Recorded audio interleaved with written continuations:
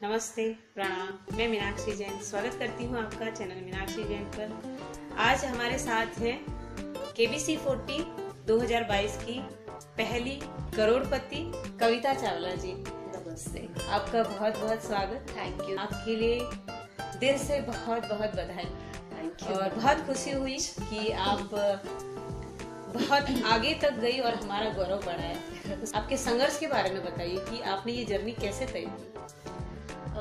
सबसे पहले तो ये कहना चाहूंगी कि ये जो मेरा KBC का सपना है 2000 से ही है। जब पहली बार मैंने टीवी पे कौन बनेगा करोड़पति देखा तो तब से लेकर मैंने सोचा था कि मुझे इसमें जाना है। लेकिन तब मेरा बच्चा छोटा था तो मैं रजिस्टर तो मैंने किया था लैंडलाइन से, बट मुझे उसमें कोई कॉल वगैरह नहीं आता था और लगता ही नहीं था एक्चुअली। तो लेकिन मैं हर साल से ट्राई करती आ रही थी और जब उसको वो 2 साल का हुआ, बड़ा हुआ, तो जब मैंने उसको KG में डाला, प्ले स्कूल में डाला, तो तब से मैं उसको खुद पढ़ाती थी और 8वीं तक मैंने उसको खुद ही पढ़ाया। तो जो उसको पढ़ाना मैंने शुरू किया तो मैंने KBC की प्रिपरेशन भी वहीं से खुद की भी शुरू कर दी थी कि उसको जो मैं पढ़ा रही हूँ अपने लिए भी मेरे लिए भी काम आएगा। उसको टीच करने के साथ साथ मैं खुद को लर्न करा रही थी, तो वो मुझे बहुत उस चीज़ का फ़ायदा हुआ।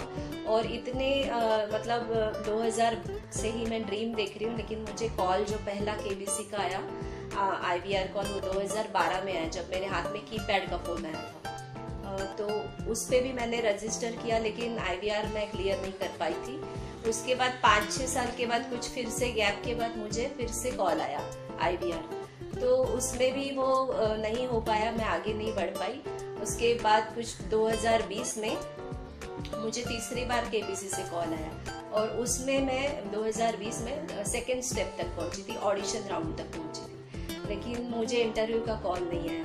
फिर 2021 में फिर से कॉल आया और मैं फास्टेस्ट फिंगर फर्स्ट राउंड तक पहुंच गई, लेकिन हॉट सीट तक नहीं पहुंची। अब इस तरह से मैं एक एक स्टेप आगे बढ़ रही थी। 2022 में फाइनली मैं हॉट सीट तक भी पहुंची और मेरा सपना भी पूरा हुआ जो मैंने देखा था कि मैं पहली महिला बनना चाहती हूँ कोल्हापुर से, तो वो भी मेरा ड्रीम पूरा हुआ। और बहुत ही मतलब डिवाइन एक्सपीरियंस है मेरा इसके बारे में। अपने परिवार में कुछ बताइए।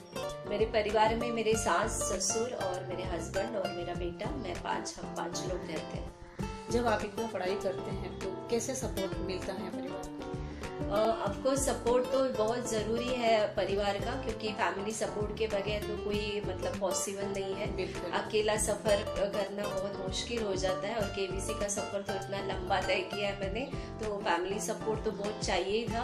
और मेरी सासू माँ मुझे बहुत इसमें सपोर्ट करती थी, घर के काम में, जिम्मेदारियों में। मेरा आना जाना वर्क पे होता रहता था तो वो पीछे से घर संभालना और बच्चों को देखना वगैरह सारी चीज़ें देखती थी। जो KBC की तैयारी कर रहे हैं और अब तक सफल नहीं हुए, उनको क्या कहना चाहेंगे आप? मैं एक बात ये कहूँगी कि तैयारी कर रहे हैं और सफल नहीं हुए हैं तो सफल होंगे आगे चलकर। तैयारी छोड़नी नहीं है, कि गिव अप नहीं करना है, उनको जारी रखनी पड़ेगी कोशिश। क्योंकि मैंने अपने साथ यही देखा, मैं काफ़ी बार मैं भी उदास हुई, निराश हुई, रोई, लेकिन मैंने छोड़ा नहीं। इनफैक्ट जब 2 साल KBC आया नहीं था तब भी मैं पढ़ती थी, रोज़ पढ़ती थी। मैंने एक दिन का गैप नहीं दिया था कि अब तो KBC नहीं आया तो बाद में पढ़ लेंगे, ये नहीं किया था मैं रोज़ करंट अफेयर तो देखती थी कि आज क्या हुआ है, तो मैंने कभी छोड़ा नहीं। और मेहनत रंग लाती है, कोशिश करने से होगा। बच्चन सर से मिलकर कैसा लगा? वो तो एक ऐसी मतलब हस्ती है, इतनी बड़ी पर्सनालिटी, उनके सामने बैठ के तो ऐसे लगता है मतलब वो तेजस्वी सूर्य के सूरज मेरे सामने है। और इस तरह से उनका वो जो ऑरा है मैं मतलब शब्दों में बयान नहीं कर सकती। बहुत ही, और इतनी बड़ी पर्सनालिटी हस्ती हो के मैं वो खुद को कभी ये नहीं दिखाते कि मैं इतना बड़ा हूँ और अभिमान या कोई एटीट्यूड, बिल्कुल नहीं। मतलब इतनी हम्बलनेस है जी, हम्बलनेस है। और हमें कंटेस्टेंट को वो इतना कंफर्टेबल फील कराती कि जरा भी मुझे डर, नर्वसनेस बिल्कुल नहीं था। मैं इतना फ्रैंकली, उन्होंने मुझसे बात की है, मैंने उनके साथ मस्ती मजाक की है बहुत अच्छी तरह से। मुझे पता ही नहीं चला कैसे मेरा वो पूरा हो गया ड्रीम। KBC में आने से पहले और अब आपको क्या फर्क लगता है अपनी लाइफ में? ऑफ कोर्स पहले इतना स्ट्रेस था, मेरा सपना कब पूरा होगा और कैसे होगा, होगा कि नहीं, थोड़ा वो भी था, लेकिन विश्वास था अंदर से कि एक दिन जरूर होगा। अब जो मैं फील कर रही हूँ, रिलैक्स फील कर रही हूँ कि फाइनली मेरा ड्रीम पूरा हुआ। और दूसरी बात, मतलब मुझे सेलिब्रिटी बना दिया है केबीसी ने। मैं सच बोल रही हूँ, मुझे इतना मान सम्मान आदर सत्कार मिल रहा है। हर एक व्यक्ति जो मुझे मिल रहा है, मेरे साथ फोटो खिंचा रहे हैं, मुझे इतना रिस्पेक्ट दे रहे हैं, तो वो बहुत बड़ी अचीवमेंट लग रही है मुझे। और मतलब मान सम्मान बहुत मिल रहा है। अच्छा, आपकी ये जो केबीसी की जर्नी है, अभी तो आपने उपलब्धि हासिल की, लेकिन जो जर्नी थी संघर्ष की, उसमें कोई एक टर्निंग पॉइंट आपका बताना चाहेंगे? जी, टर्निंग पॉइंट एक्चुअली क्या है, जो संघर्ष की बात है, हम जो हाउस वाइफ है, हमें अपने घर परिवार की जिम्मेदारियां, बच्चों के लिए, हस्बैंड के प्रति, सास ससुर एल्डर्स के प्रति सब कुछ देखना होता है। उसके बाद हमें अपने ड्रीम के बारे में भी सोचना होता है। तो वो एक क्या कहते हैं कि दोनों तरफ से हमें सोचना होता है कि ये भी करना है, वो भी करना है, अपने लिए भी सोचना है। तो उसमें मैं मतलब कभी कभी मुझे होता था कि मैं मतलब कभी कभी मुझे पढ़ने के लिए भी टाइम नहीं मिलता था, तो मैं रात रात को जाग के भी पढ़ती थी। तो संघर्ष तो काफी बड़ा रहा है। टर्निंग पॉइंट तब रहा जब मुझे केबीसी से रियली में कॉल आ गया इंटरव्यू के लिए और मेरा सिलेक्शन हो गया। तो वही मेरे लिए कॉन्फिडेंस बढ़ाता गया। चाहे मेरा 2021 में मैं फास्टेस्ट फिंगर राउंड तक में नहीं कर पाई वहाँ आके हॉट सीट तक, लेकिन वो टर्निंग पॉइंट रहा कि मैं फिर से जाऊंगी और विश्वास के साथ वापस आऊंगी और जीत के जाऊंगी। इस बार तो मैं गई थी, तो मैंने पहले ही कहा था मैं करोड़पति बने बगैर जाऊंगी ही नहीं, अब तो मैं बन के ही जाऊंगी। आपका विश्वास पूरा हुआ, आपने जो बोला वो शब्द आपके पूरे हुए। अब आगे आप इस धनराशि से क्या करेंगे? अभी फिलहाल तो मैंने ये सोचा है, मेरा बेटा बाहर जा रहा है, उसकी पढ़ाई के लिए मैं उसको प्रायोरिटी उसी चीज को दूंगी। आप केबीसी के बारे में कुछ बोलना चाहेंगे? केबीसी के बारे में मैं यही कहूँगी कि ये ऐसा इतना बड़ा ये ऐसा मंच है कि सिर्फ ज्ञान, सिर्फ इसमें पैसे की बात नहीं है, ज्ञान के बेस पर लोग आगे पहुंचते हैं। इसमें जो मान सम्मान मिलता है, डिग्निटी एक बढ़ती है इंसान की, वो ऐसा मंच मैंने कहीं कभी नहीं देखा। और बहुत ही ट्रांसपेरेंट, बहुत ही मतलब सारी चीजें जो हमने टीवी पे देखी है वैसे की वैसी है। तो ऐसा चैनल मैंने ना कभी देखा, ना ऐसा मंच कभी मैंने देखा। केबीसी ने मुझे करोड़पति बनाया और इतना मान सम्मान मिला। थैंक्स टू केबीसी मेरी तरफ से हमेशा शुक्रगुजार रहेंगे। हम जो भी हैं केबीसी की वजह से ही हैं।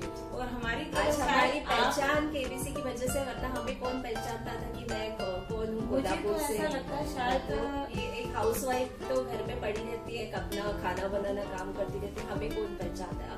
आज जो केबीसी ने पहचान ली है होम मेकर को, शायद ही मुझे ऐसा लगता है कि शायद हमारी तरफ कई सारी हाउस वाइफ है, वो अभी तक शायद पहुंची भी नहीं, लेकिन उनको जीने की वजह दी है, उनको जीने का मकसद दिया है। मुझे भी मकसद मुझे कई बार लगता है, मैं कई अब मैं ये सोच रही हूँ मेरा ड्रीम पूरा हो गया, मैं क्या करूँगी। नहीं, अब हम सालों से मुझे मतलब मदद करेंगे, मिला हुआ था, उनकी मदद करेंगे ना हम। मतलब नहीं, हमको कुछ चाहिए नहीं, लेकिन अगर कुछ जरूरत है, हम ऐसा नहीं बोलते कि हमारे सहारे ही कोई ऊपर चढ़ जाएगा, लेकिन ये बात है कि हम शायद तिनका भर भी किसी की मदद कर रहे हैं, तो वो भी हमारे लिए एक बड़ी बात है कि हाँ, हमने कुछ उनके जर्नी में कहीं तो साथ चले थोड़ा, तो ये एक हमारे लिए अच्छी बात होगी। और केबीसी के लिए तो मैं भी हमेशा यही कहूंगी कि अनपढ़ लोग, बिना डिग्री वाले लोगों को अगर किसी ने मौका दिया है तो वो केबीसी है, वहाँ पर पहुँचने वालों को भी, और शायद जो ना पहुँचे उनको भी,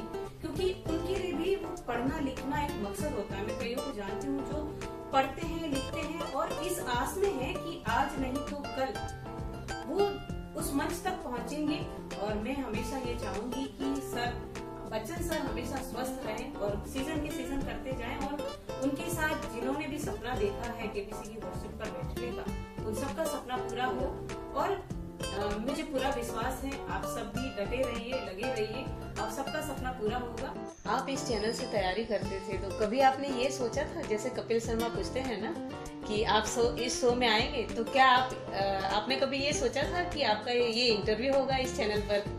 मैंने बिल्कुल नहीं सोचा था। बहुत ही मतलब तैयारी, आप जो भी नॉलेज उधर भेजते थे, मुझे कभी कभी पढ़ने का टाइम मिलता था तो मैं पढ़ती थी, बहुत उसकी भी हेल्प हुई है मुझे।